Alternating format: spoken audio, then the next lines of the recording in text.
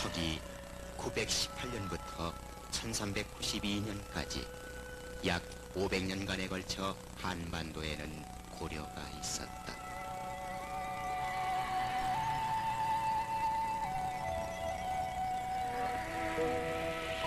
(500년) 고려는 그 긴 역사가 말해주듯 수많은 문화유산의 찬란한 위협을 이 땅에 남겼다. 고려인들의 뜨거운 불심이 응집된 경천사 10층 석탑.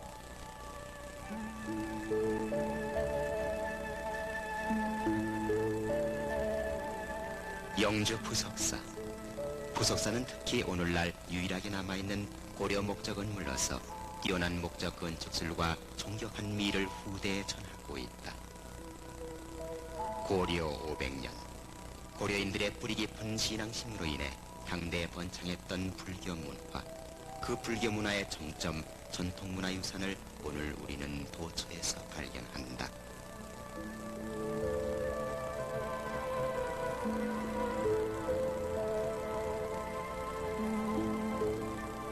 고려는 북방의 거란족과 20년, 몽고족과 50년을 싸워 전국이 초토화되는 비운을 겪으면서도 독자적인 세력을 형성하고 문화의 꽃을 피웠다.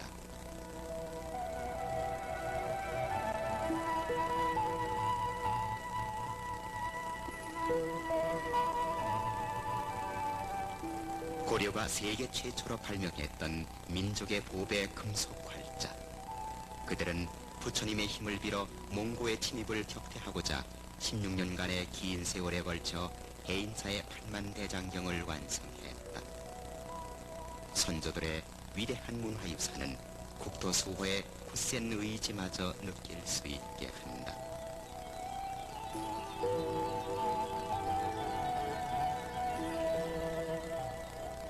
수많은 문화유산 가운데 가장 탁월한 문화의 정수는 바로 고려 청자다.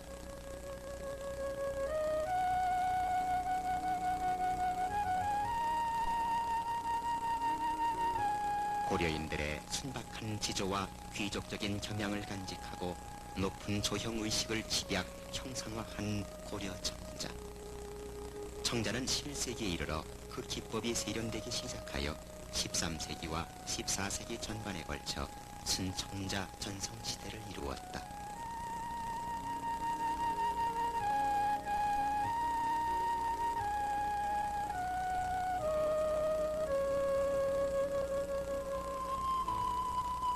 고려 청자 문양의 대표적인 소재로는 연과 운학 그리고 야국이 있다. 백학. 고려 청자에 많이 나타나는 이 운학은 고려인들의 뜨거운 불심이 다다르고자 소망했던 선의 세계요 신선의 세계였다.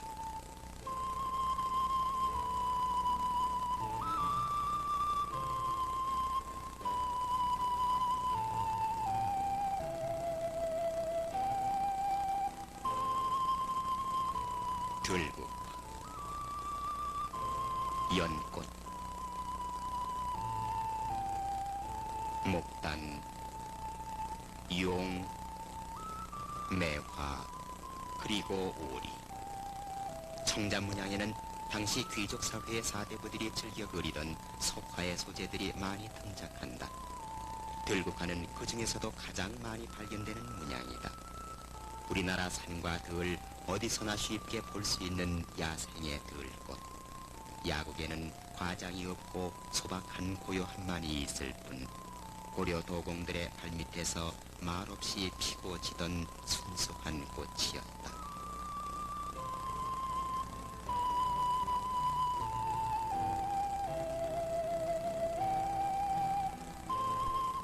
연화당초 역시 마찬가지다. 불교가 국시였던 고려를 대변하듯 티 없이 맑고 고운 연꽃 문양은 고고한 청자의 자태를 더욱 돋보이게 한다. 연꽃.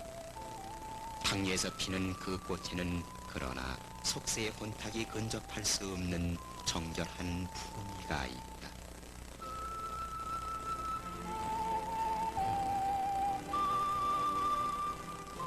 고려 청자. 청자가 지니는 절대의 미 신비로움은 의 유연함과 오늘날 우리가 풀 수 없는 자연 비색 그리고 유열 등 독창적인 특징들로 규정지을 수 있다.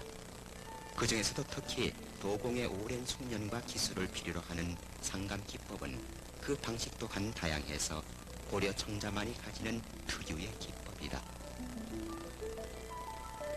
천년 비색 고려 청자. 청자의 푸른색을 가리켜 사람들은 불교적인 색이라고 평한다.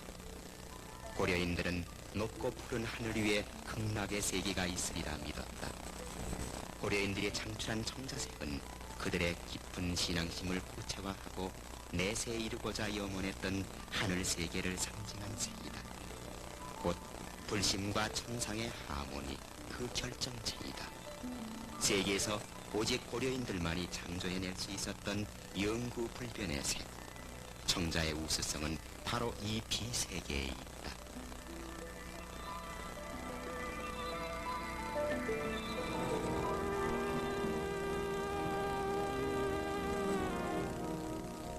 청자의 또 하나 특징인 유열. 유열은 섭씨 1300도의 고열에서 유약이 녹으면서 도자기 원형이 18% 정도 축소되는 과정 중에 생기는 현상으로 일반 유기질이나 사기질에서는 볼 수 없는 청자만의 오묘한 현상이다. 유열은 땅의 표면이 갈라질 때 보이는 형상과도 비슷하며 특히 사람의 피부 조직과도 흡사하다. 어느 한 지점에서 시작된 수없이 많고 세밀한 그 불규칙의 선은 아무 제약 없이 형태가 자유롭지만 어느 한순간 데 어우러져 규칙의 통일미를 이룬다. 규칙이 빚어내는 화합의 신비, 그 아름다움을 유열은 느끼. 해와 달, 청자를 빚는 물레 역시 원을 그리며 나간다. 그 원의 중심에서 청자의 형태가 비친다. 유의 기본 교리 역시 원이다. 청자를 바라보면 고래의 정신은 우주의 정신이며 그것은 또 불심과 일치하고 있음을 알게 된다. 여인의 춤추는 자태처럼 부드러운 청자의 곡선, 그 아름다운 황홀.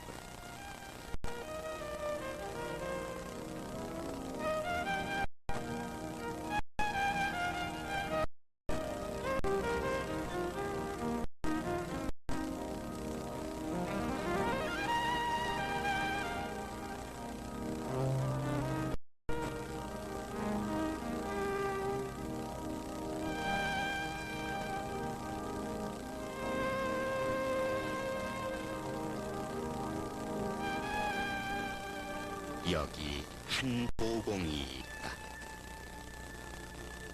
평생을 청자와 더불어 살고 죽으려 하는 자. 세창 김세려.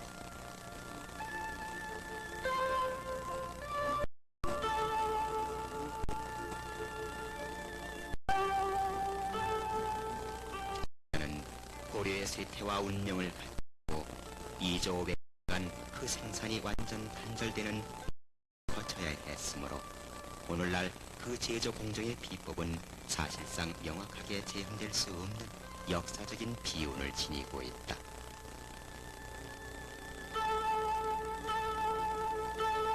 고려 도공의 후예로서 그의 육신과 영혼을 기꺼이 바쳐 저 옛날 비범했던 고려 도공의 얼과 기, 숨은 비법을 터득하는데 혼신의 힘을 다하려 한다. 예술을 향한 도공의 일념은 창작의 산고로 인한 번민과 시련을 겪은 후에야 비로소 진정한 도공의 계안을 맞게 되는 것.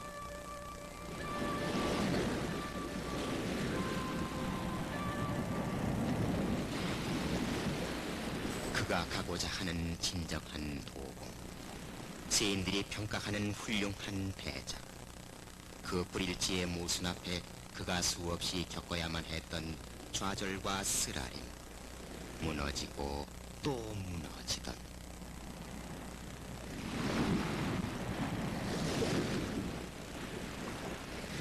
현실로 아파보지 못한 도공을 어찌 진정한 예인이라 말할 수 있을까?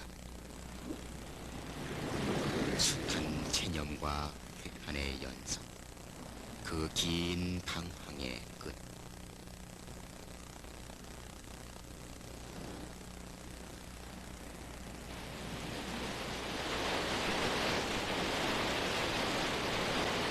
세창 김세령,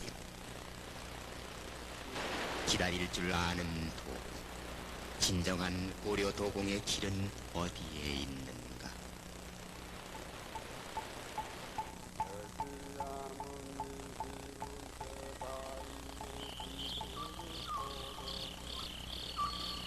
막힐 데 없이 무한의 평안한 마음을 그는 비로소 불가에서 만나게 된다.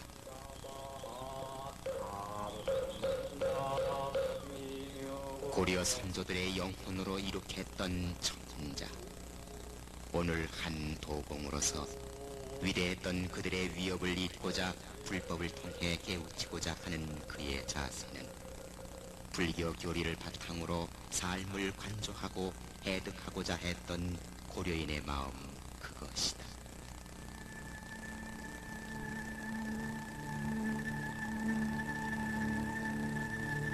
도공의 길은 멀고 외로운 것.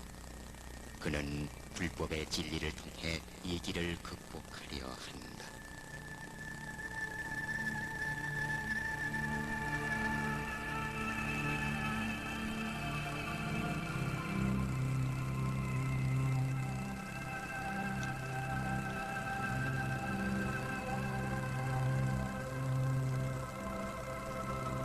고고한 자비심을 침묵으로 발화한 연애 자태, 영겁의 세월을 불사르며 덕도를 꿈꾸는 출각한 중생의 번뇌가 열반 위에 피어나는 한 떨기 연꽃잎으로 귀화하는가.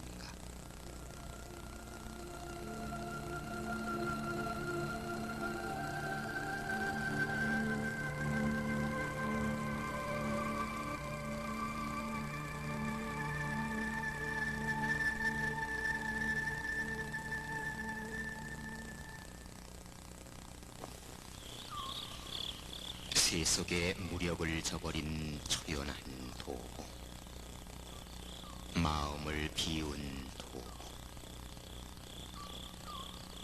마음을 비운다는 것이 과연 가능한가?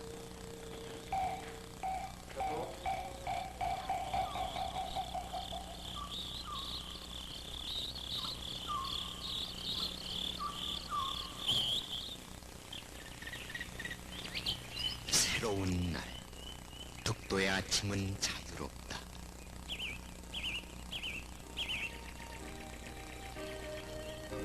청자는 흙의 예술품이다.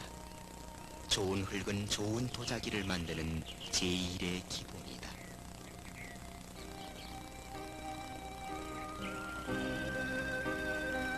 이 한 줌의 흙을 만나기 위해 세창 김세령은 오늘도 이 땅 방방곡곡을 찾아 헤맨다.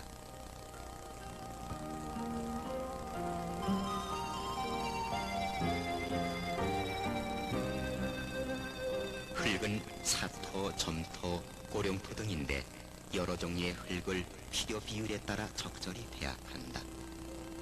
배합한 흙을 물에 섞어서 고운 채로 치고 물속에 앙금이 가라앉게 한다.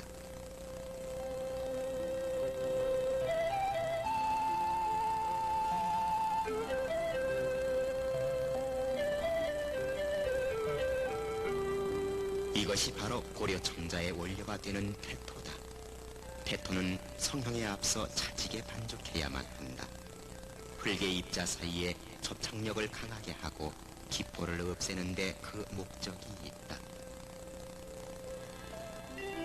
발로 물레를 돌리면서 밑에서부터 굽을 만들어 윗부분으로 올라오면서 형체를 만드는 작업을 성형이라 한다.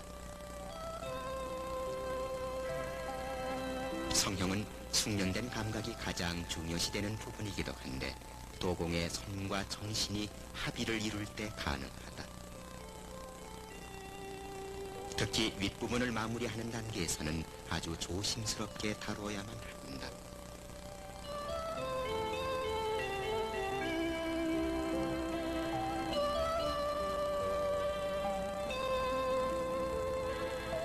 성형이 끝나면 적합한 온도에 말린다.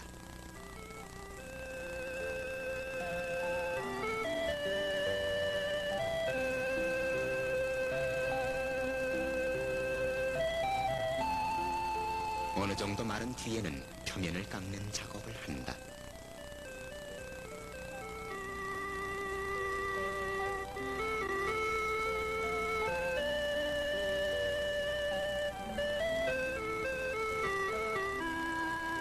표면이 고르도록 하는 이 작업은 청자의 손을 최후로 가다듬는 과정이다.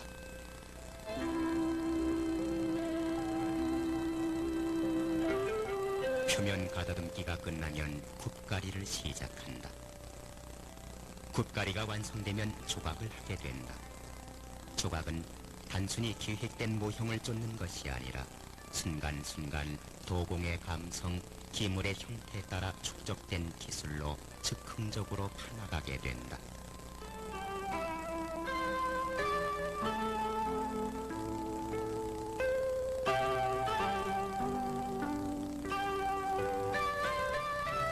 청자 조각 기법 중에서 상감 기법은 철분이 많이 함유된 점토로 상감한 것을 흑상감, 백토로 상감한 것을 백상감이라고 한다.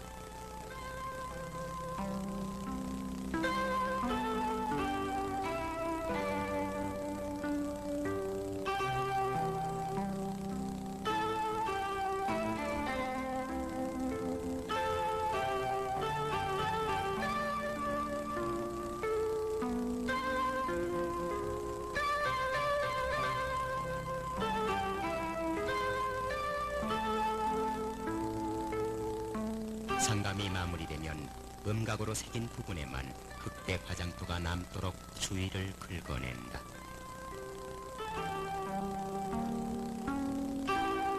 고려 청자의 비색. 이 색은 바로 흙과 유약과 불의 조화로 만들어지는데 유약의 제조법은 도공에게 비장의 무기다. 그것은 곧 자신만의 비법으로 통하기 때문이다. 유약은 섭씨 900도 이상에서 촛불구이가 끝난 기물의 표면에 입히게 된다. 고려 청자의 재현을 위한 가장 큰 난제가 바로 유약이다. 유약은 장석, 규석, 석회석, 도석과 떡갈나무, 느릅나무 재를 섞어 만든다. 나뭇잎을 태운 재를 유약에 섞어 쓰면 푸른색이 나온다. 그러나 저 고려인이 장출했던 청자 비색이 과연 어떤 나뭇잎에서 비롯된 것이었던가를 아는 사람은 아무도 없다.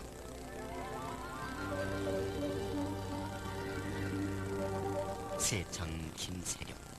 그는 오늘도 각처에서 수집한 여러 종류의 나뭇잎을 태운 재를 통해 청자 비색 재현을 위한 실험을 거듭해오고 있다. 유약 배합을 하기 전 그는 정갈한 마음으로 고려 도공의 손실을 생각한다. 돌과 나뭇잎재, 이것은 유약의 원료이다.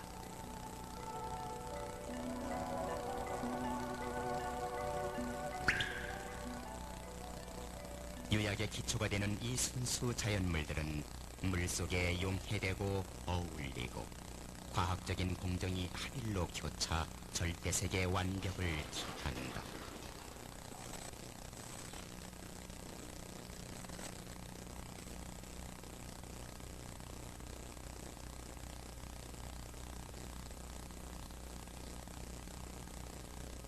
시부를 당긴다.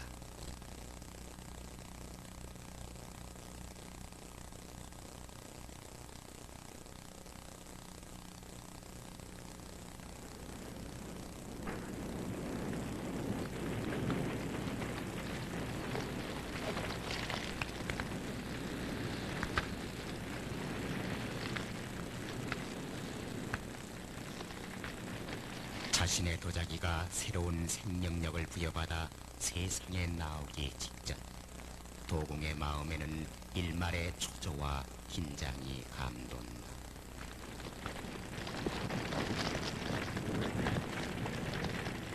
청자는 섭씨 1300도의 고온에서 구워진다. 그 고열의 온도를 유지하려면 잠시도 불의 고삐를 늦출 수 없다. 열기가 모자라면 산화되어 황달색을 띠게 되고 과열하면 색이 발해서 제빛을 내지 못한다.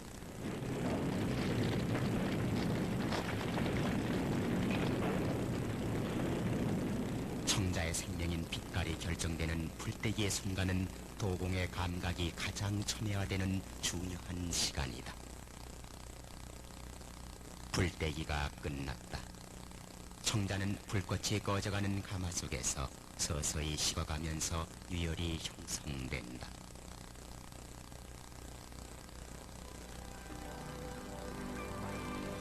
완성된 청자를 꺼내는 세창 김세경. 옛말에도 100점을 구워 한 점 얻기가 힘들다고 했다. 미세한 흠집이나 그 색이 조금만 마음에 들지 않아도 미련 없이 깨어버린다. 자신의 영혼, 자신의 분신이 그를 사랑하는 많은 사람들에게 소중히 간직되기를 바라는 마음 때문이다.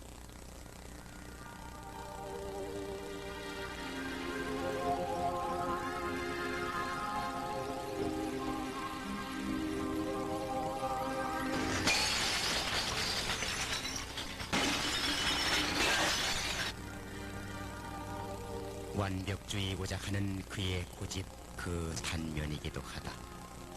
아낌없이 깰 줄 아는 도공이어야 한다던 스승의 가르침을 기억하는 김세룡. 이 파편들이 그것을 잘 말해주고 있다.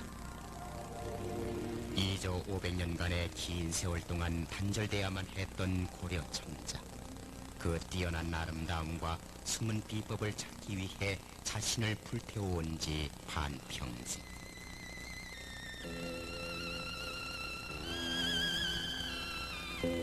그러나 그는 아직도 자신의 작품에 만족치 않는다.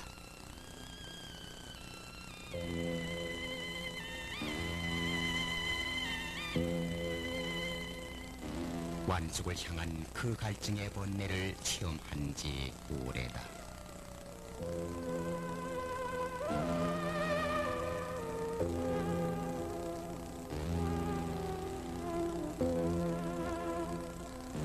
인간이 태어나서 생존하고 사멸하는 가장 원초적인 우주 공간. 인간은 흙에서 태어나고 다시 흙으로 돌아간다. 청자의 높은 예술성은 바로 이 흙의 진리, 흙의 순수 속에 있다. 흙과 더불어 씨름해온 지난 세월. 멀고 험한 도공의 길에는 동반자가 있을 수 없다. 그러기에 이 길은 절대 외로운 길이다. 그러나 이 길을 가야 하는 도공 김세령. 가다가 지친다 하더라도 자신을 부축하여 기어이 그 꿈을 이루고야 말겠다는 그 집념 때문에 사랑하는 아들을 후계자로 삼았다. 세창 김세령. 외롭게 우뚝 선 그의 의지는 피를 이은 아들을 통해 이 땅에 영원히 남으리라.